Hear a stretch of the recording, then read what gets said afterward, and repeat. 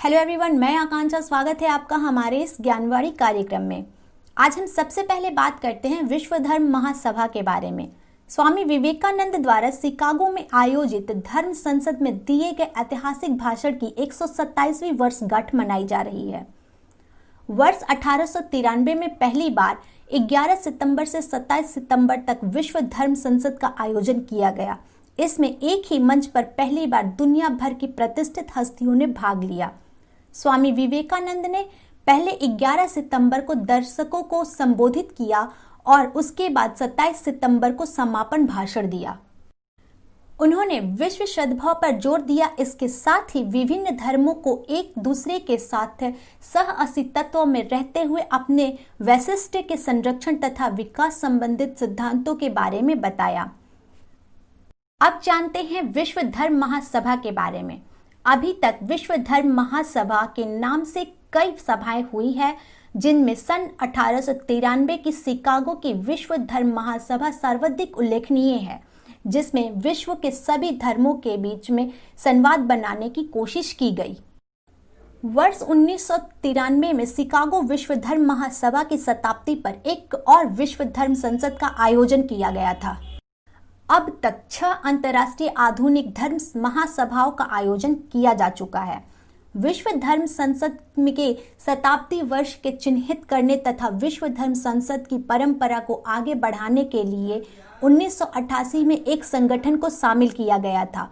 विश्व धर्म संसद परिषद का मुख्यालय शिकागो में स्थित है। इसके बोर्ड ऑफ ट्रस्टी विभिन्न धर्म समुदायों से चुने जाते हैं। अब जानते हैं गोविंद बल्लभ पंत के बारे में। 10 सितंबर को गोविंद बल्लभ पंत की 133वीं जयंती मनाई गई। पंत का जन्म 10 सितंबर 1887 को अल्मोड़ा उत्तराखंड में हुआ था। उन्होंने काशीपुर में प्रेम सभा नामक एक संगठन की स्थापना की, जिसने कई दिशाओं में सुधार कार्य शुरू किया। उन्होंने ब्रिटिश सरकार के लिए करों का भुगतान नहीं करने के कारण एक स्कूल को बंद होने से बचाया। उनके द्वारा धारण किए गए पद। उन्होंने दिसंबर 1921 में आगरा और अवध के संयुक्त प्रांत की विधानसभा के लिए चुना गया, जिससे बाद में उन्होंने उत्तर प्रदेश का नाम दिया। उन्हें नैनीताल से स्वराज पार्टी के उम्मीदवार के रूप में चुना गया था। भारत सरकार अधिनियम 1935 के तहत वर्ष 1937 में हुए प्रांतीय चुनाव में पंत को संयुक्त प्रांत का प्रमुख नियुक्त किया गया था। उन्होंने वर्ष 1939 तक इस पद पर कार्य किया। इसके पश्चात अंग्रेजों द्वारा भारत को द्वितीय विश्व युद्ध में शामिल करने के विरोध में उन्होंने कांग्रेस के सभी मंत्रियों सहित इस्तीफा दे दिया। वर्ष 1946 में हुए चुनाव में पंत को एक बार फिर से संयुक्त प्रांत का प्रमुख नियुक्त किया गया। वे उत्तर प्रदेश के पहले मुख्यमंत्री बने। उन्होंने 1955 से 1961 तक भारत के गृह मंत्री के रूप में कार्य किया। यह उनके कार्यकाल के दौरान राज्यों को भाषाई आधार पर पुनर्गठित किया गया था। अब जानते हैं 5 सूत्रीय कार्य योजना पर भारत तथा चीन में सहमति।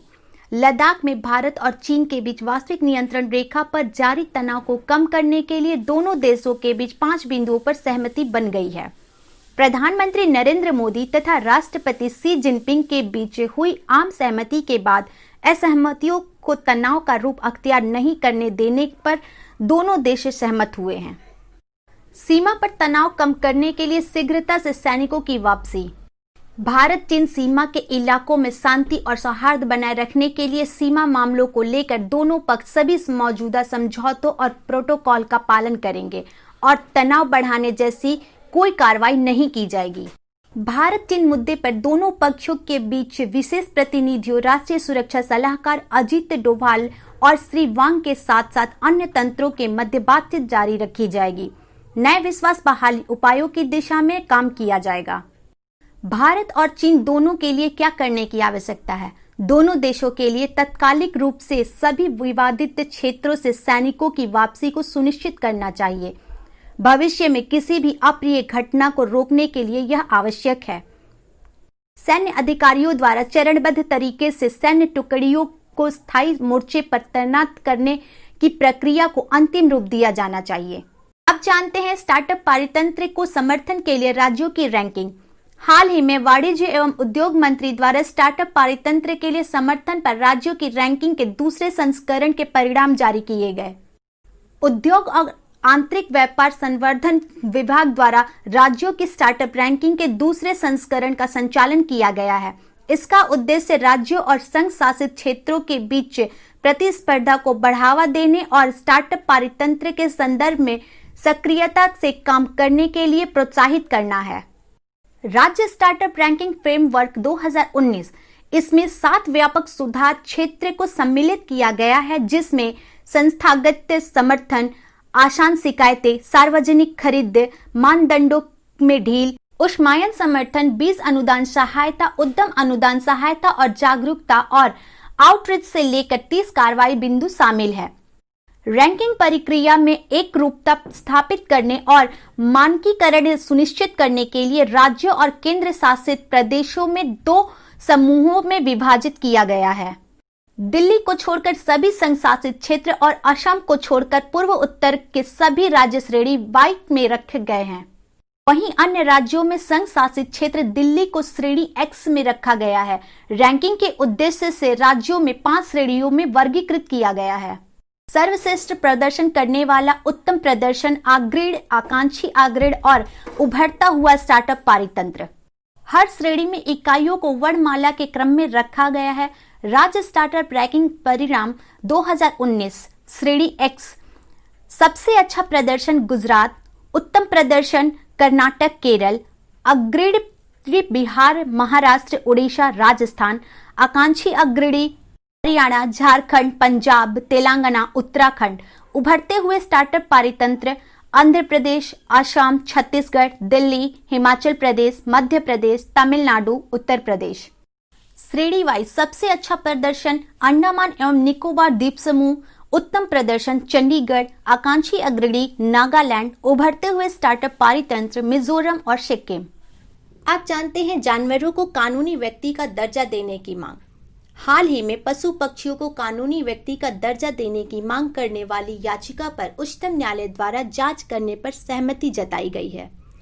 पीपुल्स चैरिटी ऑर्गेनाइजेशन के नाम की संस्था की तरफ से दाखिल याचिका में मांग की गई है कि कोर्ट पशु पक्षियों और जलीय जीवों को व्यक्ति जैसा दर्जा दे।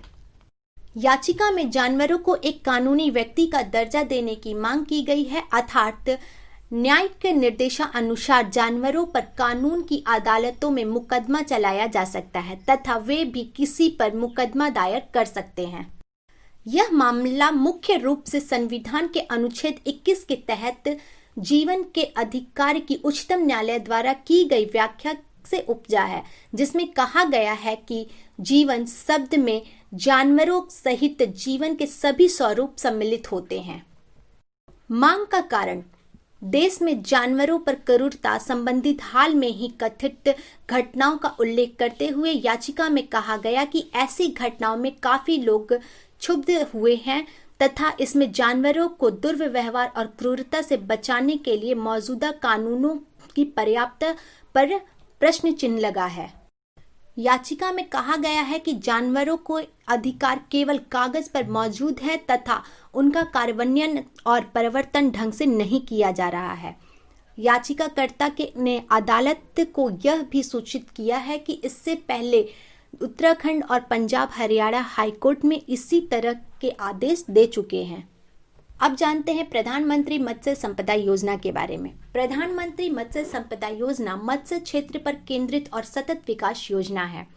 इस योजना को आत्मनिर्भर भारत पैकेज के अंतर्गत वित्त वर्ष 2020 से 21 से 2024 से 25 तक 5 साल की अवधि के दौरान सभी राज्यों संघ शासित प्रदेशों में कार्यान्वित किया जाएगा एवं इस पर अनुमानित रूप से 20,050 करोड़ रुपए का निवेश किया जाएगा। प्रधानमंत्री मत्स्य संपदा योजना के अंतर्गत 20,050 करोड़ रुपए का निवेश मत्स्य क्षेत्र में होने वाला सबसे ज्यादा निवेश है। यह योजना समुद्री अंतर्देशीय मत्स्य पालन और जलीय कृषि में लाभार्थी उन्मुख गतिविधियों पर केंद्रित है। इस योजना में कलेक्टर अथवा क्षेत्र आधारित दृष्टिकोण अपनाते हुए मत्स्य समूहों और क्षेत्रों का निर्माण किया जाएगा। इस योजना का उद्देश्य और लक्ष्य वर्ष 2024 से 25 तक अतिरिक्त 70 लाख टन मछली उत्पादन वृद्धि। वर्ष 2024 से 25 तक मत्स्य निर्यात आय को बढ़ाकर 1 लाख करोड़ रुपए करना। मछुआरों और मछली किसानों की दोगुनी आय करना। पैदावार के बाद नुकसान 20 से 25% से घटाकर 10% करना। मत्स्य पालन क्षेत्र और सहायक गतिविधियों में 55 लाख प्रत्यक्ष और अप्रत्यक्ष रोजगार के अवसर पैदा करना। योजना की विशिष्टता। नीली क्रांति योजना की उपलब्धियों को सम्मिलित करने के उद्देश्य से प्रधानमंत्री मत्स्य संपदा योजना के जरिए कई नए उपायों की परिकल्पना की गई है, जिसमें मछली पकड़ने की जहाजों का बीमा, मछली पकड़ने के जहाजों नावों का उन्नयन के लिए सहायता। प्रधानमंत्री मत्स्य संपदा योजना के शुभारंभ पर घोषित अन्य पहले। सीतामढ़ी में फिश ब्रूड बैंक की स्थापना। किशनगंज में जलीय रोग रेफरल प्रयोगशाला की स्थापना। मधेपुरा में फिश फीड मिल की 1 इकाई और पटना में फिश ऑन व्हील की 2 नई इकाइयों का आरंभ। डॉक्टर राजेंद्र प्रसाद केंद्रीय कृषि विश्वविद्यालय पूसा बिहार में व्यापक मछली उत्पादन प्रौद्योगिकी केंद्र का आरंभ। अब जानते हैं climate smart cities assessment framework यानी जलवायु स्मार्ट शहरों का आकलन ढांचा के बारे में। हाल ही में आवासन एवं शहरी कार्य मंत्री द्वारा जलवायु स्मार्ट शहर आकलन ढांचा का शुभारंभ किया गया। जलवायु स्मार्ट शहरों का आकलन ढांचा का उद्देश्य शहरों को निवेश समेत अपनी योजनाओं को क्रियान्वित करने के दौरान सामने आने वाली जलवायु चुनौतियों से निपटने के लिए स्पष्ट खाका उपलब्ध कराना है। CSCAF पहल का उद्देश्य शहरी योजनाओं और विकास के लिए क्लाइमेट सेंसिटिव दृष्टिकोण को अपनाना है। National institute of urban affairs के तहत शहरों के लिए जलवायु केंद्र CSCAF के कार्यान्वयन में आवासन एवं शहरी कार्य मंत्रालय का समर्थन कर रहा है। इस फ्रेमवर्क में 5 श्रेणियों में 28 संकेतक को शामिल किया गया है। ऊर्जा एवं हरित निर्माण, शहरी नियोजन, हरित क्षेत्रों और जैव विविधता, आवागमन तथा वायु गुणवत्ता, जल प्रबंधन एवं अपशिष्ट प्रबंधन। अब जानते हैं शिक्षा पर राष्ट्रीय सांख्यिकी संगठन NSO की नवीनतम रिपोर्ट। NSO की रिपोर्ट के निष्कर्ष जून 2017 से जुलाई 2018 के बीच आयोजित नेशनल सैंपल सर्वे के 75वें दौर पर आधारित है। इसमें शिक्षा से संबंध व्यय पर परिवारों का सर्वेक्षण किया गया था। भारत में प्रति 5 छात्रों में से 1 छात्र अपनी स्कूली शिक्षा को निजी कोचिंग के साथ पूरी करता है, जिसमें माध्यमिक स्कूल स्तर पर तथा कक्षा 9 और 10 में लगभग प्रति 3 छात्रों में 1 छात्र द्वारा निजी कोचिंग ली जाती है। अनुसूचित जनजाति समुदायों के मात्र 13.7% ग्रामीण लड़के और लड़कियां निजी कोचिंग लेते हैं, जिनके तुलना में उच्च जाति के शहरी छात्रों में 52% से अधिक निजी कोचिंग लेते हैं। माध्यमिक और उच्चतर माध्यमिक विद्यालय में शिक्षा की कुल लागत का लगभग 20% निजी कोचिंग में फीस में व्यय होता है। पूर्वी भारत के कुछ राज्य देश में बाकी हिस्सों की तुलना में निजी कोचिंग पर अधिक व्यय करते हैं। अब जानते हैं टाइफून हैशन के बारे में। हाल ही में जापान एवं इसके आसपास के क्षेत्र में शक्तिशाली टाइफून हैशन ने काफी क्षति पहुंचाई है। टाइफून हैशन को श्रेणी 4 के तूफान के रूप में वर्गीकृत किया गया है, क्योंकि इस तूफान में हवाओं की गति लगभग 230 किलोमीटर प्रति घंटा थी। टाइफून हैशन का नामकरण चीन द्वारा किया गया था। हैशन को चीनी भाषा में समुद्री देवता के रूप में जाना जाता है। आज के लिए इतना ही, फिर मिलेंगे नई जानकारी के साथ। अगर वीडियो पसंद आए तो इसे लाइक, शेयर और सब्सक्राइब करें। Thanks for watching my video.